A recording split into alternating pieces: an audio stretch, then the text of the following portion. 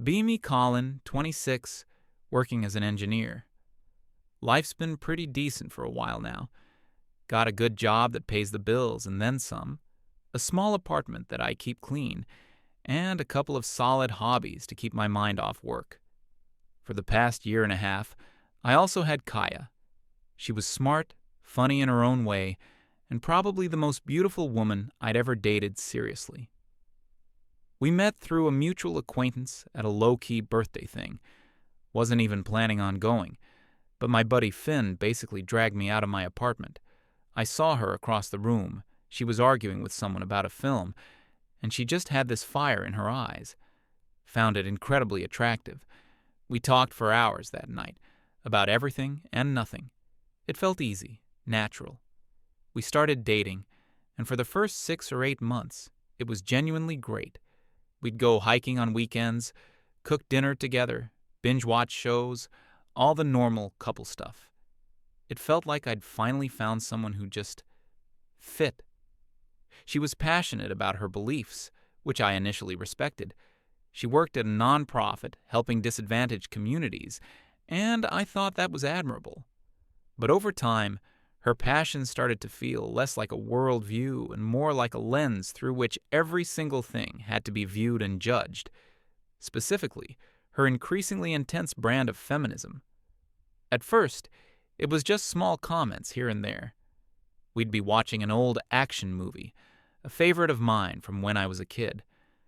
Right in the middle of a cool scene, she'd pause it. "Do you see the way the camera lingers on her? It's a classic example of the male gaze," she'd say. I'd just nod and say, "Yeah, I guess," hoping we could get back to the explosions. It was a minor annoyance, like a mosquito buzzing in your ear. Then we moved in together about 6 months ago. That's when the mosquito turned into a constant low-frequency hum.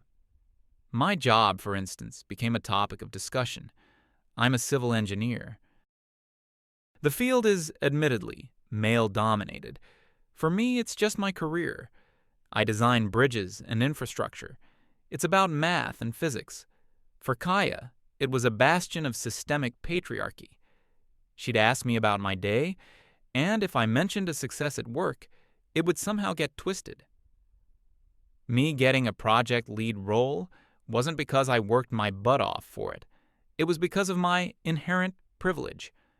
I tried to explain that I was chosen over 2 other guys, both with similar backgrounds, but the logic didn't matter. The narrative was already written in her head. My friendship with Finn also came under scrutiny. Finn and I have been best friends since we were kids. He's a good man, married, with a kid on the way. He's the most loyal guy I know. But in Kaya's eyes, our friendship was a breeding ground for toxic masculinity. Whenever I'd say I was going out to grab a beer with Finn, I could see the subtle shift in her expression.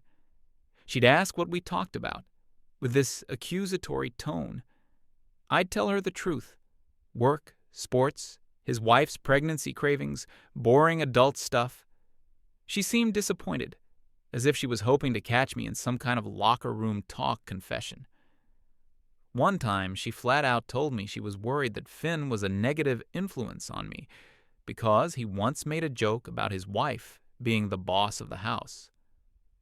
According to Kaya, this was a microaggression that normalized patriarchal domestic structures. I just stared at her, completely baffled. It was a dad joke, not a political manifesto. I started to feel like I was walking on eggshells in my own home. I'd filter my stories from work. I'd be vague about my conversations with Finn. I loved her, and I wanted to avoid the inevitable lecture that came with being too honest about my normal, everyday life. I told myself it was just a small price to pay for the good parts of our relationship. When she wasn't on her soapbox, she could still be the amazing woman I fell for. The problem was, those moments were getting rarer. Her friend group, especially her best friend Sienna, seemed to be a major catalyst. I only met them a handful of times. They were a clique of women who all seemed to share one brain and one very loud opinion. Sienna was the ringleader. She had this air of smug superiority, and seemed to view every man, including me, as a potential threat or a simple-minded fool. Whenever I was around them, the air would get thick with buzzwords: patriarchy, mansplaining, emotional labor, gaslighting. I once made the mistake of trying to contribute to a conversation they were having about the wage gap. I brought up some data I'd read about how career choices and hours worked were major factors. The way they all looked at me, you'd have thought I had just declared the earth was flat. Sienna smiled this thin, condescending smile and said, "It's okay. We don't expect you to get it. You're seeing it from a place of privilege." After that, I learned to just stay quiet and nod. Kaya would often come home from seeing them all fired up. She'd be scrolling through her phone, sighing dramatically, and then launch into a tirade about something she and Sienna had been discussing. Usually, it was about the inherent flaws of men. Sienna was just telling me about this guy she went on a date with. He paid for dinner, which is obviously a power move to create a sense of obligation.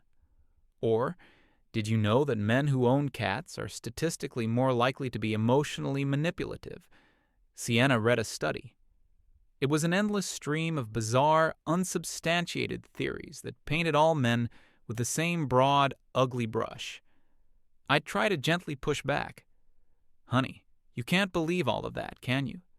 Men are just people. Some are good, some are bad, just like anyone else." This was always a mistake. That's exactly what someone who benefits from the system would say, Colin. You don't see the patterns because you're part of the pattern. There was no winning. There wasn't even a debate to be had. It was her and Sienna's gospel versus my lived experience, and their gospel always won. The real trouble started a couple of months ago. I can't pinpoint the exact day it began, but there was a definite shift in the atmosphere. Kaya became more distant, more attached to her phone than ever. She and Sienna were constantly messaging each other. I'd see her smiling at her screen, then quickly hide it when I walked into the room. I didn't think she was cheating on me. It wasn't that kind of vibe. It was more secretive, like they were plotting something. It made me uneasy, but I didn't know how to bring it up without sounding paranoid and controlling. I figured it was just more of their usual man-hating gossip sessions. I had no idea I was the topic of conversation. I remember one evening, we were supposed to have a date night. I made reservations at a nice Italian place she loved. She seemed off the whole night, quiet, distracted. I asked her if everything was okay. She looked at me, a really strange, calculating look in her eyes. "Colin," she said, "do you believe in unconditional loyalty?" The question came out of nowhere. Yeah, of course. In a relationship, loyalty is everything," I replied. She just nodded slowly. "But what if you had the chance? What if a beautiful woman threw herself at you, and you knew you could get away with it? Would you still be loyal?" I was taken aback. "Kaya, what is this? Of course I would. I'm with you. Why would I want anyone else?" She forced a smile. "No reason, just a hypothetical." But it didn't feel hypothetical. It felt like a test. The rest of dinner was awkward. I felt like I'd given the right answer, but somehow still failed the exam. A week or so after that dinner, the weirdness began in earnest. I got a new follower request on my social media. My profile is private, so I have to approve everyone. The profile picture was of a conventionally attractive blonde woman in a bikini on a beach. The username was something generic, like Jessica24 or something similar. The bio just had a bunch of emojis. I had no mutual friends with her, no connections whatsoever. My first thought was that it was a bot or a scam account. I get them all the time. Usually, I just ignore them, but something made me hesitate. Maybe it was the conversation with Kaya at dinner. I showed the phone to her while we were watching TV. "Look at this, another bot trying to add me," I said, laughing it off. She glanced at the screen, and for a split second, I saw a flicker of something in her eyes. Recognition? Panic? It was gone before I could be sure. Her reaction was a little too casual. "Oh, yeah, just ignore it. They're everywhere these days," she said, quickly turning her attention back to the show. So I ignored the request and thought nothing more of it. A few days later, I got a message request from the same account. The follower request was still pending, so the message went into that weird hidden folder. I only saw it because I was clearing out some other spam messages. The message was simple. "Hey, saw your profile and thought you were cute." My eyes rolled so hard, I think I saw my own brain. It was so obviously a bait message from a fake account. I didn't reply. I just deleted the request and the message. Done. I mentioned it to Kaya that night. "Hey, you remember that bot account? It actually messaged me. Can you believe the nerve?" I said. Again, her reaction was strange. She wasn't angry or concerned. She seemed interested. "Oh, really? What did it say?" she asked, a little too eagerly. "Just some generic, 'you're cute' nonsense. I deleted it." "You didn't even reply?" she asked. "Why would I reply to a bot?" I said, confused. "You should have blocked it," she said, her tone suddenly firm. "You don't want that kind of thing cluttering up your inbox." It felt less like advice and more like an order. To keep the peace, I said, "You're right. If it messages again, I'll block it." And for a while, that was it. Nothing happened for a week or two. Life went back to our new version of normal. I'd go to work, deal with her lectures in the evening, and try to focus on the good moments. But that feeling of being watched, of being tested, never really went away. It was a quiet hum in the back of my mind. Then, the next phase began. I got another follower request. This time, it was a different account. Different name, different pictures, but the vibe was identical. The woman in the photos was a different type. A brunette with an artsy hipster look, but still looked like a model. Again, no mutual friends. The account was brand new, with only a dozen photos, all posted within the last week. It was a huge red flag. My gut told me this was connected to the first account. I denied the request without a second thought. I decided not to even mention it to Kaya this time. It wasn't worth the weird conversation and the inevitable lecture about blocking people. I could handle it myself. 2 days later, a message request from the new account popped up. I sighed. Here we go again. I opened it, ready to hit the delete button. But this message was different. It was more specific.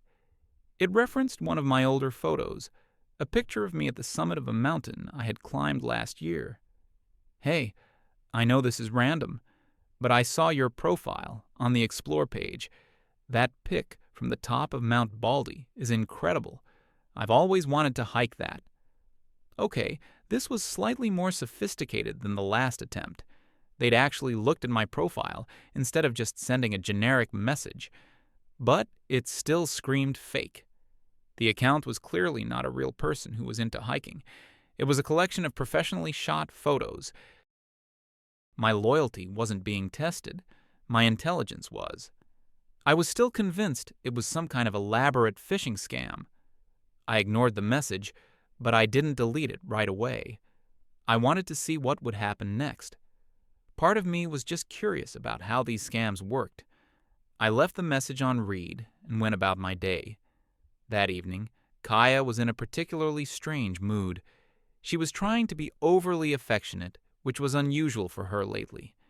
She made my favorite meal, put on music I liked, and kept asking me if I was happy. "Of course I'm happy," I told her. "Why do you ask?"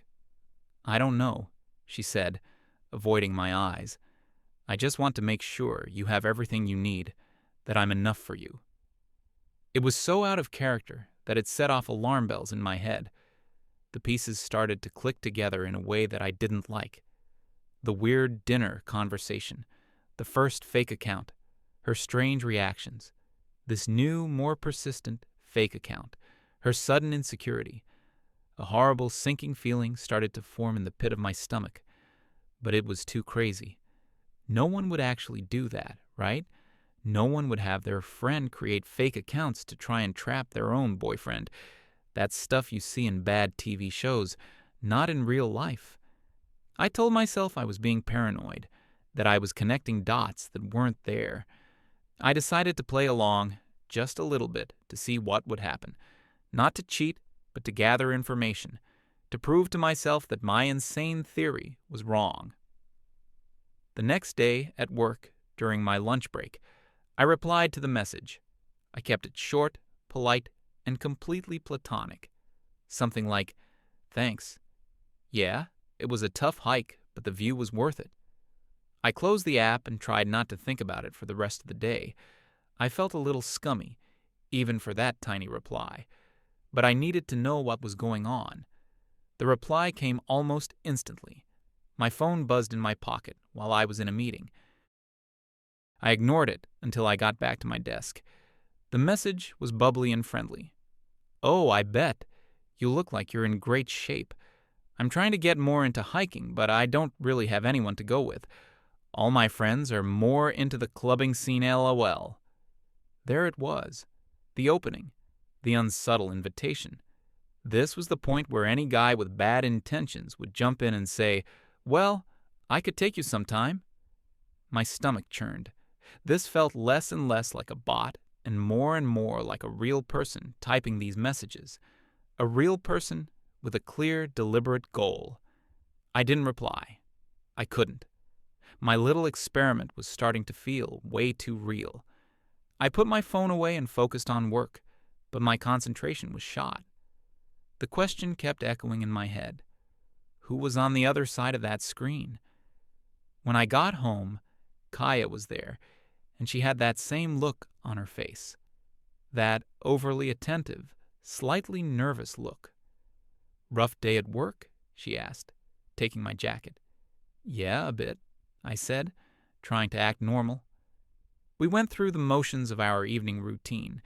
Dinner, talking about our days, I kept mine vague, and then settling on the couch to watch something.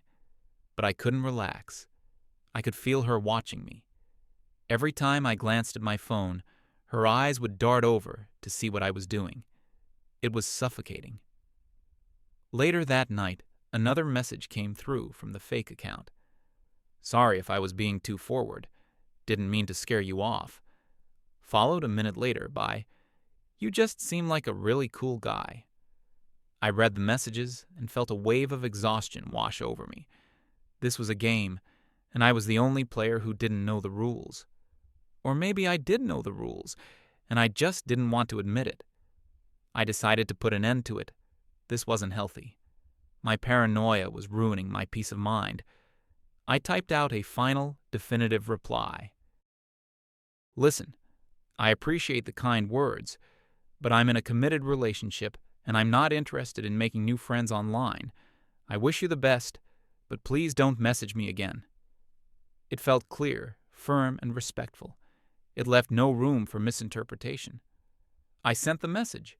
Then I blocked the account. And for good measure, I went into my settings and changed them so that only people I follow can message me directly. I felt a huge sense of relief. Game over. Whatever this was, it was done. I thought that would be the end of it. I really did. I thought I had passed whatever bizarre secret test Kaya had laid out for me. I expected things to go back to normal. Maybe she'd be less insecure, knowing that I had shut down advances from a random, attractive woman online. I was wrong. So, incredibly, painfully wrong. What happened next showed me that this was never about testing my loyalty. It was about proving her ideology. And for her ideology to be proven right, I had to fail. The few days after I blocked that account were strange. There was a tension in the apartment that hadn't been there before. I thought my actions would bring peace, a resolution to the weirdness. Instead, it seemed to make things worse. Kaya was quiet, but it wasn't a comfortable silence. It was a brooding, resentful silence. She'd look at me when she thought I wasn't paying attention, her expression a mix of disappointment and frustration. It was completely backward. I was the one who had been harassed by fake accounts. I was the one who had stayed loyal, yet I was the one being subjected to the silent treatment. I started to feel a growing resentment of my own. Why was she acting like this? Was she mad that I hadn't told her about the second account? Or was she mad about something else entirely? My insane theory, the one I had tried to bury, started to bubble back up to the surface. The idea that she was somehow involved felt more plausible with each passing hour of her cold behavior. It was like she was angry that I had passed her test, as if my loyalty was an inconvenient result that spoiled her experiment. I tried to talk to her about it one evening. "Hey, is everything okay with us? You've seemed really distant lately," I asked as gently as I could. She looked up from her laptop, her face a neutral mask. "I'm fine. Just tired from work." It was a blatant lie. We both knew it. But she wasn't giving me an opening. She was building a wall. "Okay," I said, letting it drop. "Well, let me know if you want to talk." She just gave a non-committal hum and went back to typing. I could see the screen reflected in her glasses. She was in a group chat. I saw Sienna's name pop up. A few nights later, the final piece of the puzzle fell into place, though I didn't recognize it at the time. We were talking about weekend plans, and I mentioned that my favorite local band was playing a small show at a bar downtown. It was a little-known indie group, the kind of music she usually called sad boy nonsense. I had only ever mentioned them to her in passing a few times. It wasn't something I posted about online. She seemed completely uninterested. "Oh, cool. You should go with Finn," she said, already dismissing the idea of going herself. I let it go. I was used to her not sharing my interests. What I didn't know was that I had just handed her the key for their next attempt. The final escalation happened about a week after that conversation. I had a long, stressful day at work. I came home wanting nothing more than to just shut my brain off. I found Kaya in the living room, in a surprisingly good mood. She greeted me with a kiss, asked about my day, and seemed genuinely engaged for the first time in weeks. It was a relief. I thought maybe we had finally turned a corner. Maybe the weird phase was over. She told me she was going to have a long bath to de-stress, and then we could order food and watch a movie. It sounded perfect. She disappeared into the bathroom, and I heard the water start to run. I dropped my work bag on the floor and slumped onto the couch. Her laptop was open on the coffee table. She was always on that thing. I was about to grab the TV remote when the screen lit up. A new message had arrived in her chat program. I glanced over, not meaning to pry, but I saw the name, Sienna, and I saw the first line of the message preview. "Okay, the new profile is ready to go. This one is foolproof." My blood ran cold. I froze, staring at the screen. My heart started pounding in my chest, a slow, heavy drumbeat. This was it. This was the moment of truth, the moment where my insane, paranoid theory would either be confirmed or shattered. Part of me, a small, desperate part, wanted to walk away, to leave the laptop alone and live in ignorance. But I couldn't. I had to know. My hands were shaking slightly as I reached for the laptop and pulled it towards me. The chat between her and Sienna was right there on the screen. I started scrolling up. My stomach dropped with every flick of the trackpad. It was all there, everything, worse than I could have ever imagined. I saw them planning the first account, the blonde Jessica. Sienna had written, "We need a classic honey trap, basic but effective on simple minds." I saw their conversation after I ignored the first request. Kaya. "He didn't even accept it. He just ignored it." Sienna. "Of course he did. He's trying to look innocent. They all do at first. We need to be more direct. I saw them create the second account, the brunette artsy girl. They were laughing about it, picking out photos from some model's public profile. Sienna, this one is more his type, right? A little more intelligent looking. He'll fall for this one for sure. Then I got to the part about my replies. They had screenshotted my polite, boring responses. My simple thanks was analyzed like it was a coded message. Sienna's commentary was vicious. See? He replied, he's interested. He's just too beta to make a move. He wants her to do all the work. My heart sank when I saw Kaya's reply to that. LOL, pathetic. Pathetic. My loyalty, my attempt to be respectful to my relationship was pathetic to her. I kept scrolling, feeling a growing numbness spread through my body. Then I saw their conversation from the day I blocked the second account. Kaya was furious. He blocked her. He just shut it down and blocked her, and he set his messages to private. Sienna. Wow, he's smarter than I thought. Or more paranoid. This doesn't mean he's loyal, Kai. It just means he's careful. He probably suspected something was up. A truly guilty man would be more cautious. Their logic was insane. It was completely circular. If I fell for it, I was a cheater. If I didn't fall for it, I was just a smarter, more paranoid cheater. There was no scenario in which I was just a good boyfriend. In their worldview, that option didn't exist. I had to be guilty. The only question was how they could prove it. Then I reached the most recent messages, the planning for the third attempt. It was all based on the conversation we'd had about my favorite band. Sienna had created a new profile, a girl next door type. Her bio was filled with fake interests designed to appeal directly to me. It listed hiking, obscure indie bands, and classic sci-fi novels. It was a custom-built trap. The plan was for this new account to message me. The message was already written out, sitting there in their chat. Hey, super random question, but are you the same Colin who's a massive fan of band name? I saw an old comment of yours on their page and thought your profile pic looked familiar. I'm going to their show on Saturday, but my friend bailed on me. Any chance you're going? It was brilliant in its own sinister way. It was specific, plausible.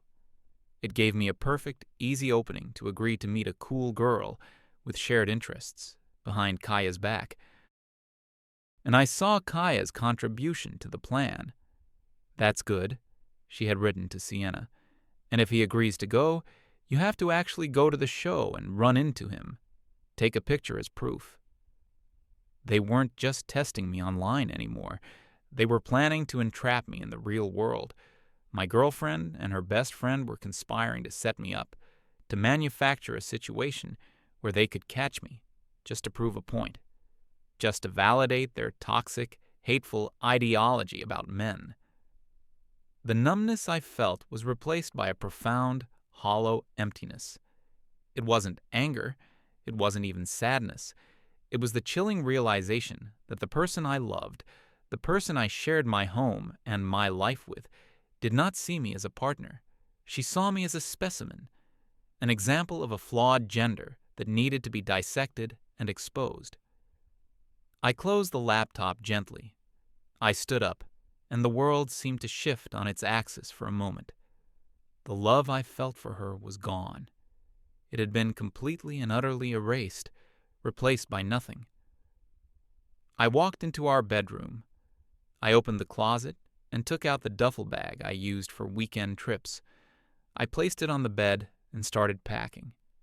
I was calm. My movements were deliberate, efficient. I took my clothes from the drawers, t-shirts, socks, underwear. I folded them neatly. I went into the bathroom and gathered my toothbrush, my razor, my deodorant. I unplugged my phone charger and my laptop charger from the wall. With every item I placed in the bag, I felt a layer of weight lift from my shoulders. The constant tension, the eggshells I walked on, the mental gymnastics of trying to avoid her lectures, it was all dissolving. I wasn't losing a relationship, I was escaping a prison I hadn't even fully realized I was in. I had just zipped up the bag when the bathroom door opened. Kaya came out, wrapped in a towel, her hair up, steam wafting out behind her. She was smiling, looking refreshed. "I feel so much better," she said. "I'm starving. Should we get Thai or—" She stopped mid-sentence. Her eyes fell on me, standing there with my hand on the handle of my packed duffel bag. Her smile vanished. Confusion washed over her face. "Colin, what's going on?" she asked, her voice small. "Are you going somewhere?" I didn't answer with words. I walked past her, out of the bedroom, and over to the coffee table. I picked up her laptop. I turned around and walked back to her, holding it out. She looked from my face to the laptop, a dawning horror in her eyes. She knew. She started, her voice trembling. "What is that?" I simply opened the laptop and turned the screen so she could see. Her chat with Sienna was still there. Their entire plan, their mockery, their conspiracy, all of it. A sound escaped her throat, a strangled little gasp. Her face went pale. She looked up at me, her eyes wide with panic. "Colin, wait," she stammered. "It's not what it looks like." I remained silent. I let her talk. I wanted to see what kind of justification she could possibly invent for this. It was just a joke, a stupid, stupid joke. Sienna is crazy. She put me up to it. The blame shifting came first. Predictable. I was just scared, okay? I've been hurt before. I had to know for sure that you were different. Then came the appeal to emotion, the victimhood. I just stared at her, my expression unmoved. Tears started to well up in her eyes when she saw her first 2 attempts weren't working. "Please," she whispered, taking a step towards me. "Don't do this. I love you." That was the line that finally made me speak. "No, you don't," I said, my voice steady and cold. "You don't love me. You don't even respect me. You see me as a project, a thesis to be proven."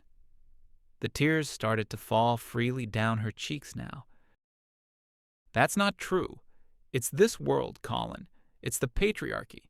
It messes with your head and makes you think that no man can ever be trusted." She was throwing her entire ideological arsenal at me, hoping something would stick. It was pathetic. I took a step back, away from her. "This has nothing to do with the patriarchy, Kaya," I said, my voice final. "This is about you. You are a person who is so convinced of her own narrative that you would rather destroy a good thing than admit you might be wrong." I turned and walked to the door, picking up my bag on the way. She ran after me, grabbing my arm. "No, please, don't leave. We can fix this. I was wrong. I'm so sorry," she sobbed. I gently removed her hand from my arm. I looked her in the eyes one last time. "You aren't sorry you did it," I said quietly. "You're just sorry you got caught. Goodbye, Kaya." I opened the door, stepped out into the hallway, and closed it behind me without looking back. I could hear her collapse into sobs on the other side of the door. I felt nothing. I walked down to my car, threw my bag in the passenger seat, and drove. I had no destination in mind, but my hands automatically steered me towards Finn's house. I showed up on his doorstep an hour later, looking like a ghost. He took one look at me and my duffel bag and just said, "Get in here. I'll grab you a beer." We sat at his kitchen table, and I told him everything. The lectures, the tests, the laptop, everything. He listened patiently, his expression growing darker with every detail. When I was finished, he was quiet for a long moment. Then he just shook his head. "Man, I'm so sorry you went through that. But you did the absolute right thing. You deserve someone who respects you, not someone who sees you as the enemy." Hearing him say it, hearing that validation, was like a pressure valve being released. I wasn't sad, I wasn't heartbroken, I was free. I stayed on his couch for a couple of weeks while I found a new place. Kaya tried to call and text me dozens of times, long, rambling messages full of apologies, justifications, and accusations. I read the first one and then blocked her number. I heard through a mutual friend months later that she was telling everyone I left because I couldn't handle being with a strong, empowered woman. She was still trying to make it fit her narrative. Sometimes I wonder what happened in her apartment right after I left. I imagine her crying on the floor. I imagine her laptop screen still glowing with her betrayal. And I imagine her phone buzzing over and over with a message from Sienna. So, did he take the bait? Are you guys going to the show? She ran an experiment to confirm that all men are trash. Instead, she got a result she never expected. She found one who wasn't, and she lost him forever because of it. MFW. I dodged a tactical nuke aimed right at my life.